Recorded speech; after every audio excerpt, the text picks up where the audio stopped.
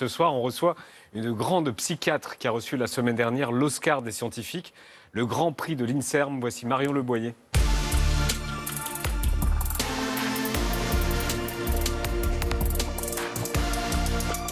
Bonsoir, bienvenue. Bonsoir. Bonsoir, bienvenue, je vous en prie. Merci. Bonsoir Marion Leboyer, bienvenue sur le plateau de Quotidien. Voici une partie de l'équipe. Merci d'être avec nous ce soir. Je l'ai dit, vous venez de recevoir cette médaille. L'Oscar des scientifiques, c'est-à-dire le Grand Prix de l'INSERM. Vraiment, félicitations. Je peux la montrer comme ça. Hop. Ça représente quoi pour vous? Un grand honneur, bien sûr. C'est un très grand prix pour les médecins et les scientifiques que nous sommes. C'est aussi un encouragement à continuer, ce que je fais depuis de très nombreuses années. Et que, bien sûr, on va continuer d'essayer de servir la psychiatrie. Et puis, je pense que c'est aussi la reconnaissance de l'INSERM que nous avons fait d'énormes progrès en recherche en psychiatrie au cours de ces dernières années. Dans les années 80, vous avez contribué à montrer le rôle de la sérotonine dans la dépression. En quoi consiste votre travail? Est-ce que c'est possible de l'expliquer en quelques mots au grand public? Alors vous avez cherché loin parce que ça doit être un de mes premiers papiers, la sérotonine dans la dépression. C'est vrai que c'était un résultat important. J'ai commencé à faire de la recherche dès le début de mon internat. Et la recherche en psychiatrie, c'est exactement la même chose que la recherche sur les autres pathologies médicales. Donc on utilise les mêmes outils que ce qu'on fait pour des maladies infectieuses ou pour d'autres pathologies, c'est-à-dire les outils de la génétique, les outils de l'imagerie cérébrale, les outils de l'immunologie, les outils de l'épidémiologie, c'est la même chose. Les maladies mentales, c'est des maladies comme les autres. Pourquoi vous avez choisi la psychiatrie? J'ai choisi la psychiatrie parce que je pensais, je pense toujours que c'est là qu'on a le plus besoin d'innovation, qu'on a le plus besoin de faire encore mieux que ce qu'on fait aujourd'hui. Après, vous dites que c'est la même chose, sauf que je ne suis pas du tout médecin, du tout, donc, mais un bras cassé, ça se voit. Ça se voit, c'est quand même... c'est physique. C'est physique. Ce qui se passe dans la tête, ça l'est moins. Alors c'est exactement ça le but de la recherche. Le but de la recherche en psychiatrie, c'est de développer des outils pour diagnostiquer, des outils objectifs, des marqueurs biologiques, des marqueurs d'imagerie cérébrale. C'est aussi de découvrir et d'utiliser toutes les méthodes et tous les outils qui sont à notre disposition pour mieux comprendre les causes de ces maladies. Et puis bien sûr, le but ultime, c'est de découvrir et de valider des nouvelles stratégies thérapeutiques. C'est pour ça qu'on fait de la recherche. Est-ce qu'on a tous des troubles mentaux? Qu'est-ce que ça veut dire normal pour vous? Alors, première question, parce qu'il y en a plusieurs dans votre question. Alors, donc, voilà. Je commence par la première. Donc, on n'a pas tous des maladies mentales. Par contre, on est quasiment tous concernés. Est-ce que trouble, c'est maladie? Alors, il y a une différence. Maladie, c'est quand on a identifié avec précision la cause. D'accord. Donc, trouble, c'est encore quand on a besoin de continuer à faire de la recherche. Et en psychiatrie, on a encore très besoin de faire de la recherche. Et qu'on parle souvent de pathologies qui sont hétérogènes. Elles sont hétérogènes sur le plan clinique, elles sont hétérogènes sur le plan de leur cause. Et quasiment toutes les pathologies psychiatriques, elles sont plurielles parce que précisément, elles sont très plurielles et très hétérogènes. Donc pour répondre à votre première question, on n'est pas tous malades, par contre on est quasiment tous concernés parce que c'est quasiment un Français sur 4. Donc c'est des pathologies extrêmement fréquentes. Donc tout le monde a dans ses proches, dans ses amis, dans sa famille, quelqu'un qui est malade. Donc à ce titre, on n'est pas tous malades, mais on est tous concernés. Et sur le normal?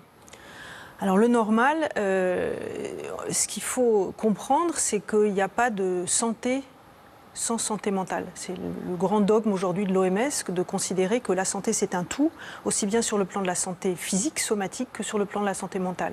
Donc l'inverse d'être en mauvaise santé, c'est d'être en bonne santé, et ça pourrait être défini par le fait de ne pas être malade ou d'avoir guéri d'une maladie. C'est pour ça que vous dites qu'il faut surveiller sa santé mentale comme on surveille nos poumons, comme on surveille Absolument, notre cœur. Tout à fait, c'est des maladies comme les autres, c'est des maladies qu'il faut diagnostiquer, qu'il faut prendre en charge.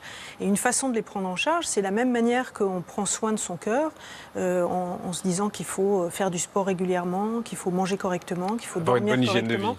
L'hygiène de vie, c'est extrêmement important pour toutes les maladies et aussi pour son cerveau. Depuis le début de la pandémie, vous avez mis en place des dispositifs spéciaux pour accompagner ceux qui en ont besoin. Ce sont les plateformes Covid Écoute et Écoute Étudiant. Elles servent à quoi et comment elles marchent? Alors, c'est des plateformes qui facilitent l'accès aux soins, parce qu'aujourd'hui, on sait que c'est compliqué de savoir quand est-ce qu'on a besoin de se soigner. Donc, on a besoin d'avoir des outils qui permettent de s'auto-diagnostiquer, de s'auto-évaluer. Donc, ces plateformes, c'est ça qu'elles offrent.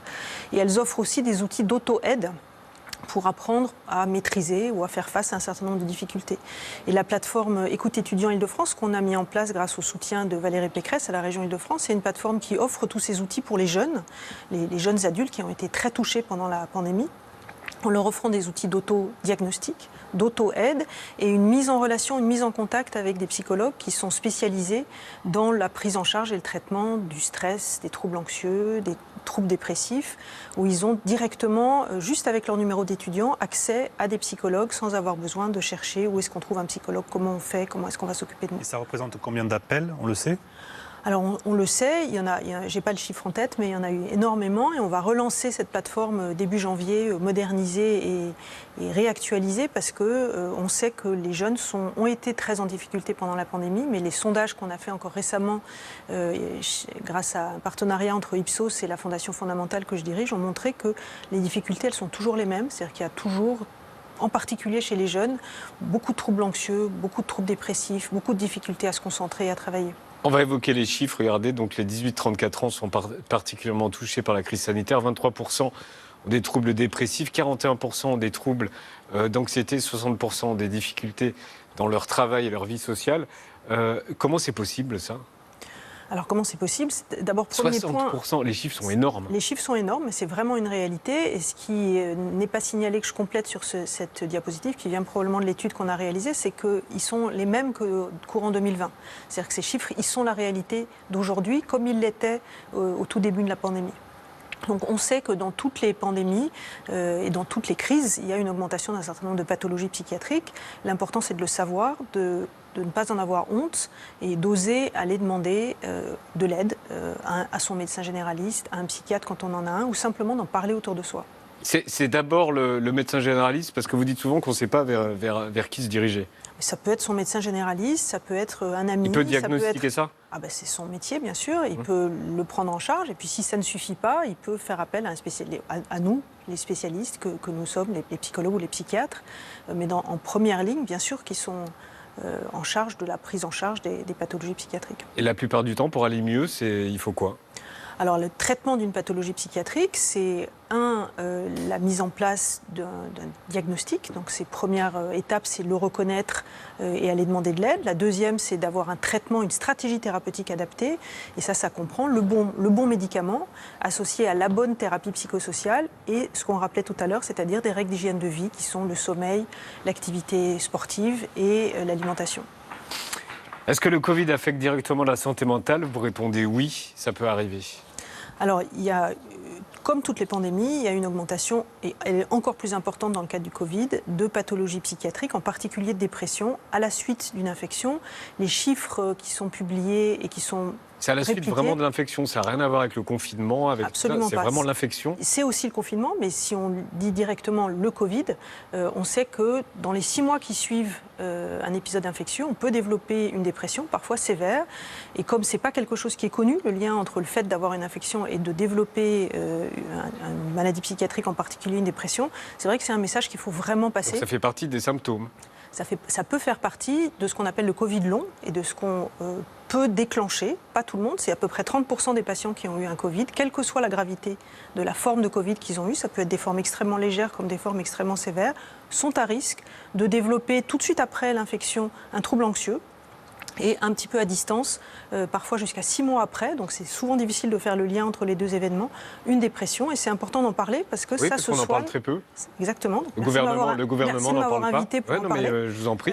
Comment vous l'expliquez qu'on n'en parle pas ? Parce que c'est pas suffisamment connu. C'est un petit peu, je vois que vous avez notre livre à votre gauche. Il est ici. C'est le premier tiers de ce livre. On explique qu'il y a un lien très connu qui fait partie de ce qu'on appelle aujourd'hui l'immunopsychiatrie entre les pathologies infectieuses, les pathologies inflammatoires qui peuvent chez certaines personnes faire le lit du déclenchement de pathologies psychiatriques. On est exactement dans cette situation-là avec la Covid. Et quels sont les premiers symptômes ? La déprime ?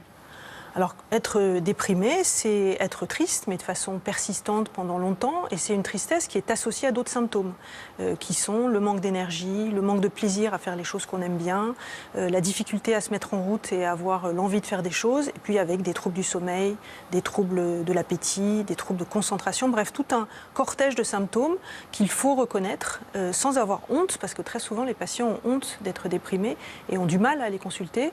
Et ce type de pathologie, encore une fois, c'est des maladies comme les autres, elles se diagnostiquent et elles se soignent à condition elles ont bon pronostic à condition qu'on n'attende pas trop longtemps pour se soigner.